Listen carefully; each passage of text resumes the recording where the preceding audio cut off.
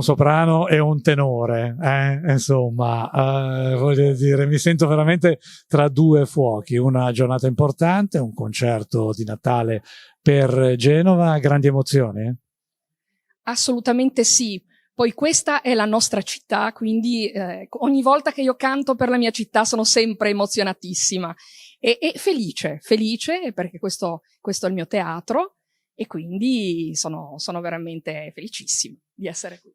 Una giornata come questa, dedicata anche, voglio dire, alla grande solidarietà da parte del centro di formazione, cos'è? Un valore aggiunto per la musica, per il vostro lavoro, quando potete, al di là della professione ovviamente, esprimervi anche in contesti come questi?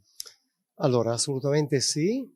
Io qui al Carlo Felice ricopro il ruolo di corista, artista del coro, e sono molto contento di avere questo ruolo.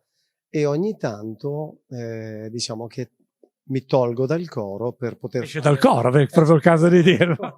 Esco dal coro per poter dare anche la disponibilità per questa associazione, visto che ho conosciuto di persona la dottoressa Casanova che mi ha invitato e è un'emozione perché non è da tantissimo che sto riprendendo a cantare da solo.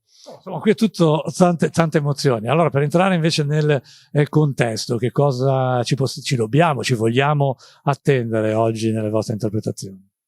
E beh, oggi ci sarà tutta l'emozione del Natale, no? Perché siamo tutto, diciamo, in versione natalizia, quindi faremo dei brani assolutamente natalizi e quindi, diciamo, l'emozione sarà quella di avere diciamo tutte le persone della nostra città vicine a noi. Quindi questo è importante per noi, perché non sempre ci capita di essere vicini a casa, anzi spesso e volentieri ci capita di cantare fuori.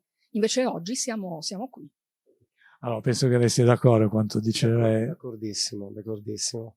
Sì, l'emozione è doppia perché lavorandoci in teatro per me è un po' diciamo un'arma a doppio taglio, no? Perché ci sarà il mio sovrintendente che... Ma lei è uscito dal coro, quindi... Sono uscito dal coro, sono contento. E allora buon Natale. Buon Natale. Buon Natale. Buon Natale.